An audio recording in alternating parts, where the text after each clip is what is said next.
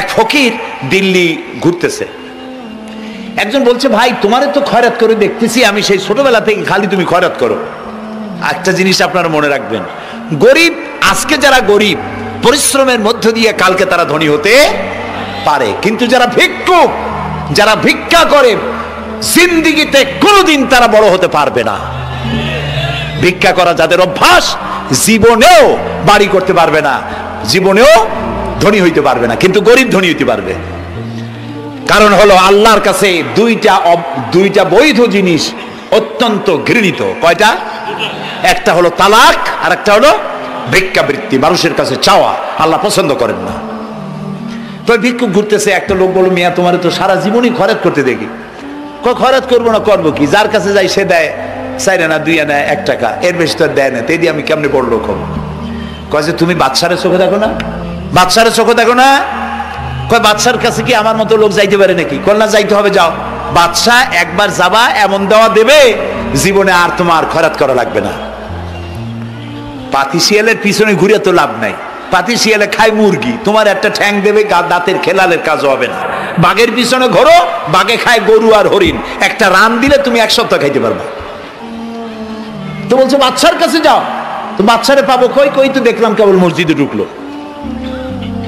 তারপরে ফকির গিয়ে দাঁড়ায় আছে বারান্দায়, দেখে যে উনি বাদশা ভেতরে বসে হাত তুলে আছে ভাবে, আর চোখ দিয়ে পানি পড়ে দাড়ি ভিজে ভিজে পড়তেছে। নামাজ শেষ করে, মোনাজাত শেষ করে বাদশা বেরিয়েছেন। কোন বাদশা? শাহজাহান। বাইরে আসার পর ফকির বলল, আসসালামু আলাইকুম বলে ফকির রওনা করছে।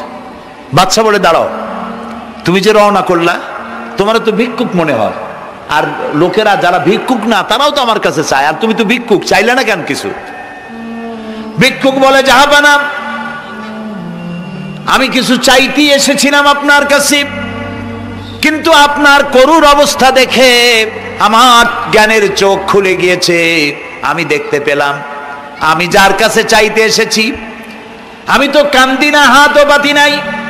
যার কাছে চাইতে আসলাম দিল্লির সম্রাট, আবার কোন সম্রাটের কাছে হাত পেতে ভিক্ষুকের মতো কি জানি চায়, আর চোখ দিয়া পানি পড়ে দাড়ি ভিজে ভিজে পড়ছে।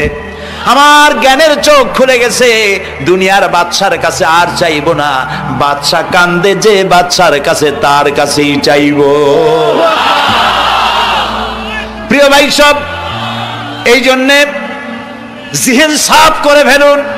দুনিয়ার কোনো মানুষের জন্য, মানুষের কাছে নয়, কোনো কবরে নয়, কোনো কারো কাছে নয়, আল্লাহ তাআলার কাছেই আমরা নামাজের মধ্যে ঘোষণা করেছি, ইয়াকা না'বুদু ওয়া ইয়াকা নাস্তাঈন। আল্লাহ তাআলা, তোমার একমাত্র ইবাদত করি, তোমার কাছেই সাহায্য চাই।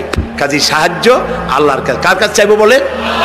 আল্লাহ আমাদের ঈমান পোক্ত করে দিন। আমরা বলি আমিন, আমরা বলি আমিন। অসুখ বিসুখ হইলে পরে ধৈর্য ধরবেন। অনেক মানুষ আছে জ্বর হইলে কয় যে এত নামাজ পড়ি খালি জ্বর আমারই হয়, এত রোজা রাখি, ভালো ভালো কাম করি, আমার ছেলের অসুখ মোটে সারি না। এই জাতীয় কথা বলবেন না। মুমিনের পায়ে যদি কাঁটাও ফোটে, সওয়াব থেকে খালি নাই, ধৈর্য ধরতে হবে। কাঁটা ফুটছে, বলেন ইন্না লিল্লাহ। আজাবান লিল মুমিন, মুমিনের জন্য বড়ই আশ্চর্য ব্যাপার, বিপদ হইলেও শুকর আদায় করে, আর সুখে থাকলেও শুকর আদায় করে। সুবহানাল্লাহ বিহামদিহি। বিপদ আসলে সে বলে ইন্না লিল্লাহি, বলেন ইন্না লিল্লাহি ওয়া ইন্না ইলাইহি রাজিউন। আর যখন শান্তি আসে বলে আলহামদুলিল্লাহ। দুই অবস্থায় তার জন্য নিয়ামত আল্লাহর তরফ থেকে সে পায়, আলহামদুলিল্লাহ। প্রিয় ভাই সব, তো আল্লাহর উপর ঈমান আনার জন্য কয়টা শর্ত বলছিলাম? এই যে প্যাচ লেগে গেছে, কয় যে 3টা। আল্লাহর উপর ঈমান আনার জন্য শর্ত কয়টা? 4টা। 4টার বলছি কয়টা? 2টা। আরেকটা হচ্ছে আল্লাহর কুদরত, এ বিশ্বাস করা। আল্লাহর কুদরত মানে শক্তি। আল্লাহর কিছু বিশ্বাস করবেন, বলেন জোরে? শক্তি। আকাশ এবং জমিনে শক্তিশালী কে?